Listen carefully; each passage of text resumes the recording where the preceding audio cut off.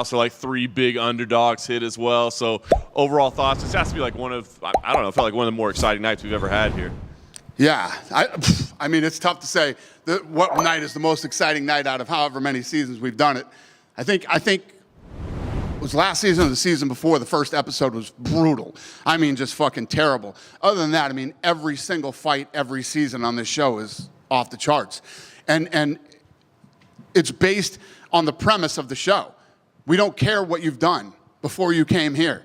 What are you going to do tonight? And it's like they always show up and deliver. It's unbelievable. It's funny because you always talk about how good the matchmaking is, right? And so coming into tonight, we were almost looking at the betting odds, being like, well, was this bad matchmaking? They're these huge, underdogs. So when you see a card like tonight and odds like tonight, do you start thinking, are we in for some lopsided fights, or what's your thoughts when you? Well, I mean, if you go through, I'll give you an example. If you take the last fight of the night, right? You got this kid Igor, who was almost a 5-1 favorite, but I'm not trying to shit on anybody. I don't even know what the IFL is, right? But he's fighting. He's a big fish in a small pond, and you've destroyed everybody. You're undefeated. You're 9-0. You have 100% first round finish rate, 100% in the first round, right? And 7 wins in under 1:20 or less. So then you come in here and you get lined up with this crafty Korean dude who has great head movement and awesome counter punching and wants it just as bad, or we saw tonight, worse than you do, And tonight, as I watched that fight play out, I saw Igor start to think, maybe this isn't for me. Maybe this isn't what I want to do for the rest of my life. That's what it looked like to me, You didn't prepare right, or, Never did he start trying to get out from underneath it. He didn't try to walk up the cage and get up and have the desperation of, I need to finish this fight to win this fight. None of that happened. So you just lay there and let your opportunity go by. Or you come out like some of these underdogs, right? How fucking dare you make me a 13-1 underdog? How dare you make me a 4-1 underdog? And that's how you fight. Talk about Eunice. I mean, you gave her the contract before she even got out of the cage. You brought her back there first. But, I mean, you're talking about an upset of the year. You're talking about a knockout of the year. In the biggest upset in the history of the Contender Series. You know what I mean? Mick was telling us that he was going through his text chain with her and her people. She almost didn't come. She has no money. She doesn't have $1 to her name right now. And people were, she gets per diem. What happened to her per diem? Her per diem got messed up and all this stuff. So the staff had to go grocery shopping for her. And then she comes in and does that. I mean, fucking, let me tell you what, she ain't broke now. Well, it's funny, right? Because you straight up said, like, I don't even know what else you can do. I don't know if you can grapple. I don't know if you can defend a takedown. I don't know what you can do, but we're going to let you in and try it, whatever you can do. I mean, you don't see women knock women out like that. And the girl she fought was a 13-1 favorite. The girl's this beast, a specimen. She came out and just started letting her hands fly. She knocked her out in 1:13, but after that first big exchange they had where she was hitting her with the shots, and then there was sort of a lull and they were staring at each other, she already had a hematoma above her eye. And, I mean, damn. It was just, if you can't tell, I got kind of caught up in that whole moment. But the whole place did. I mean, very, very rare that the entire place erupts here for the Contender like it did tonight. I mean, that was incredible. That was special, what we saw tonight. That was fun. I think that stole the show for the whole night for sure. But it was funny because the first fight of the night, you're going into the cage. You don't do that a whole lot, right? Yeah, well, that was the other thing. Both of those kids were 24 years old. And, my thing was, however the judges score this fight, however this plays out, both of you have a bright future in this sport. Both durable, tough guys, well-rounded, no matter where the fight went. Head kicks, eating nasty head kicks, the body shots that both of those two took, the punches. I mean, when they hit each other with some of those right hands, it sounded like heavyweights. It reminded me of the night that Francis and Stipe fought in here, when Francis and Stipe were hitting each other that night. And you were just like, God damn. Right? Those two were throwing those kind of punches at each other. It was a great fight. So I don't know that we've seen you this excited about a night in a long time. So I guess what's the overall message? Because there's still quite a bit of season left, right? So what would you tell the rest of the competitors that they can do? If you don't know by now, I don't know what to tell you. I mean, like I say, this is your opportunity. After the girls' knockout, we were trending number 2 in the United States, and I don't even have to know, but I know that's going to be top 10 tonight on ESPN's top 10. You know what I mean? Nobody knows you on Tuesday morning. Everybody can know you Wednesday morning. You know what I mean? This is your shot and your opportunity to come in and show me, but show the whole world who you are. And it doesn't matter what the odds are. That's been proven a million times. It's about who you are. Who are you? Show us right here tonight. Well done. All right, listen, we got a great fight card this weekend. I don't want to look past that, but the Sphere is coming very, very close. I just want to get an update on that. Where do you stand in terms of preparation? And, I mean, that's obviously a huge event. How much is left to do between now and next week? It's all the work is done. Now it's about rehearse. And there's limited times that we can get. We're getting in there at like 1 till 7 in the morning because of their schedule. But it's all about rehearsing now. And to try to explain to you how complex this show is and how many moving pieces and parts there are to pulling this thing off, it's all about all the bells and whistles are done. Now it's about execution. You know, you made big promises, obviously, what this show is going to be. How confident are you going to be able to deliver on those promises with this being the greatest sporting event of all time? I'm extremely confident. You know, I've sat in there and I've looked at the stuff already, and so I don't know if I told you guys this last time I talked to you, but we walked into the Sphere, and you know, I ain't gonna lie, you know, there's a lot of pressure on me, and I'm thinking about all these different things that, how's this? Is this right? We sat down, and they made a mistake when they started doing the rehearsal, and they played me like one of the middle pieces of the show.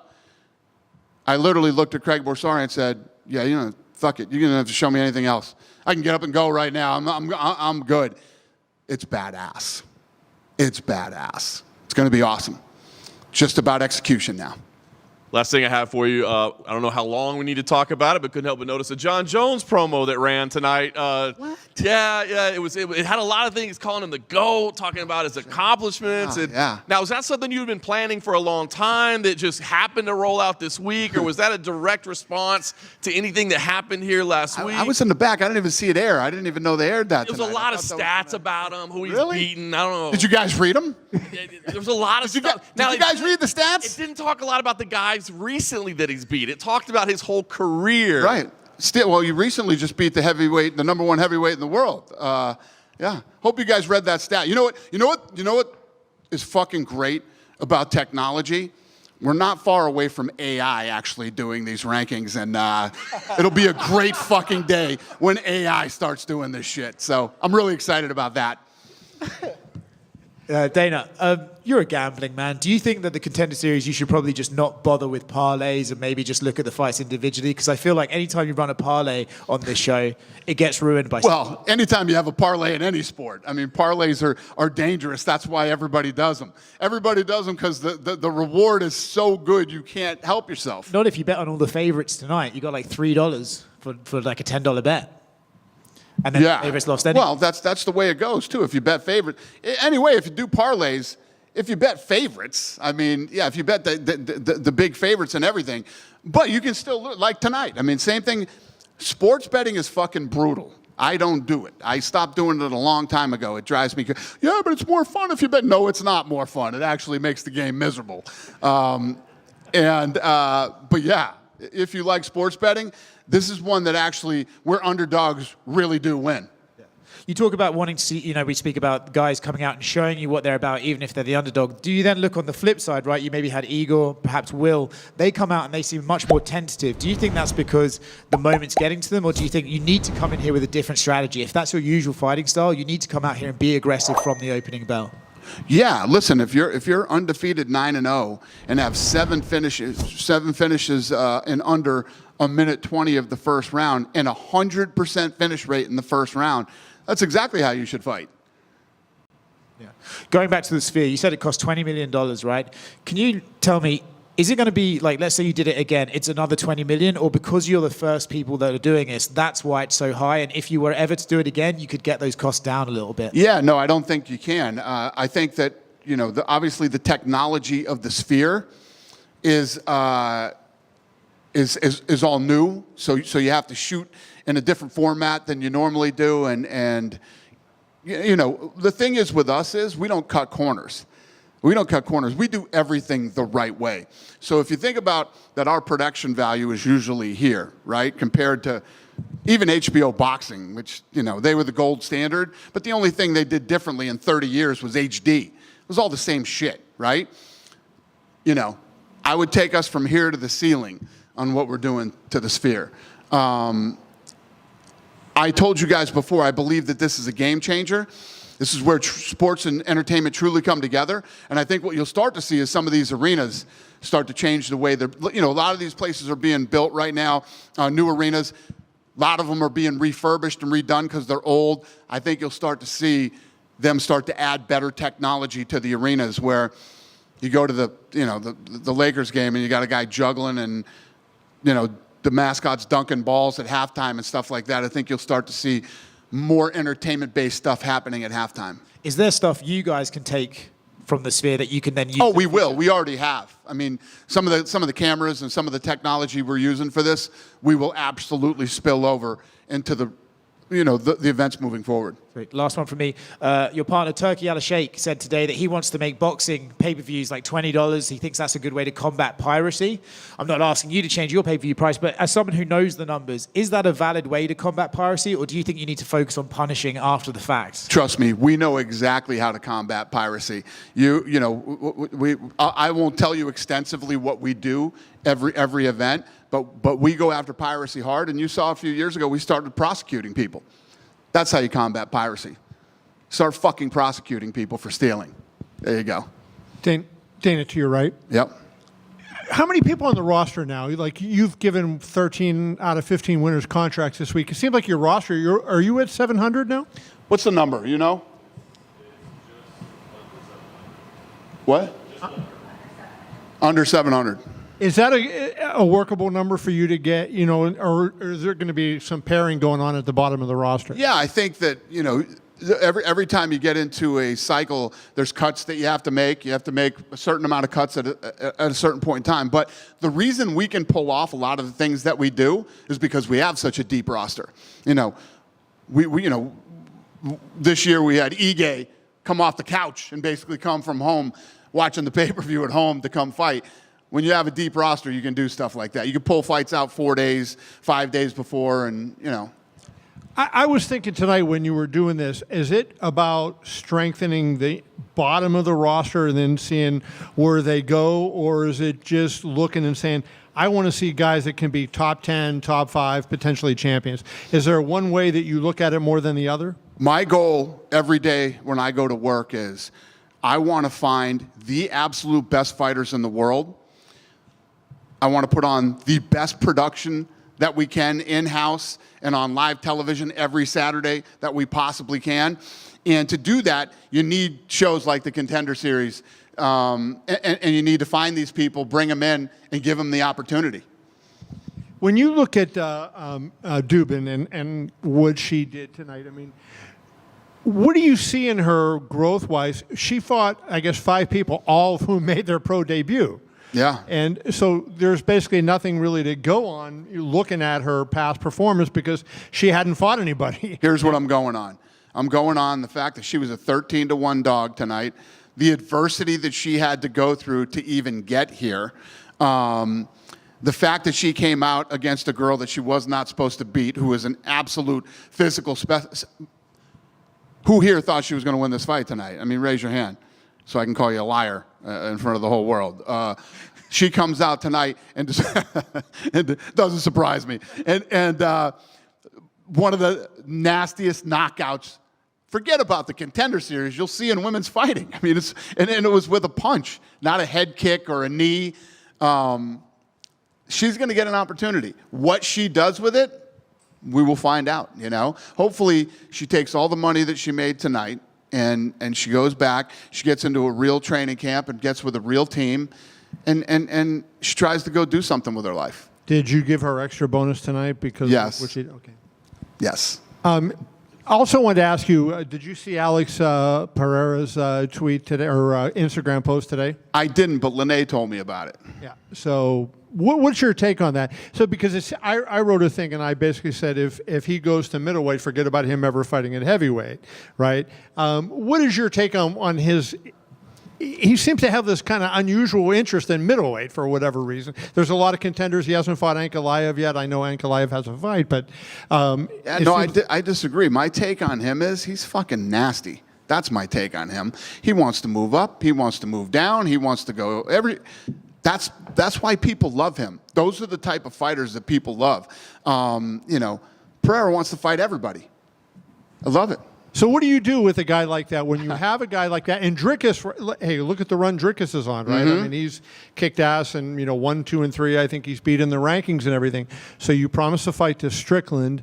If Dricus comes out of that, would you grant Alex's wish, assuming he beats Khalil? I don't know. The thing that's great about it is, first of all, I said a minute ago, it's why everybody loves him and he's great. But it also gives us a ton of options that, as we're in matchmaking, should we do this? Should we do that? Shouldn't we do this? Shouldn't we do that? I don't know. It's a good problem to have with a guy like him. And, I know. How How about he's on vacation in Australia and accepts the last-minute fight? I mean, just everything about Alex Pereira is what makes fans absolutely love the guy. He is 37 years old. That's, the one, when you look at the one negative in terms of if he goes down, and the reason I call it a negative is this.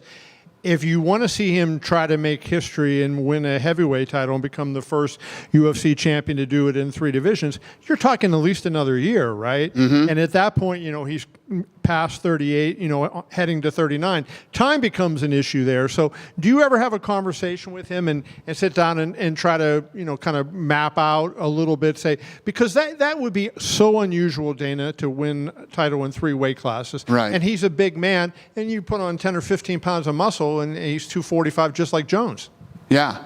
No, listen, all these guys are battling time. They all battle time.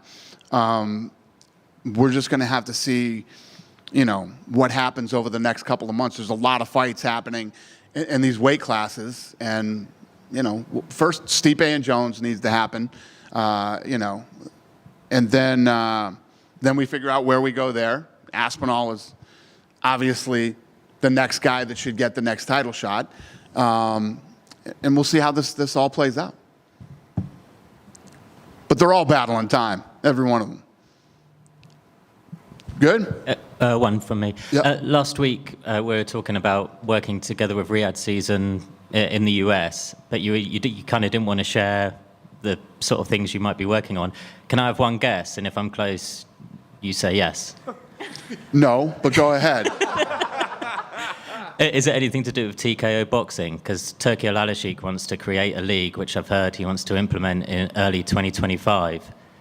Do I think that what? I need help, Lene. Part of TKO. Turki Al-Alashik wants to create a league in Right. boxing that he wants to apparently launch early 2025. Is that something TKO boxing could help with? Anything is possible. Anything is possible. Who knows? Have a great night. Dana.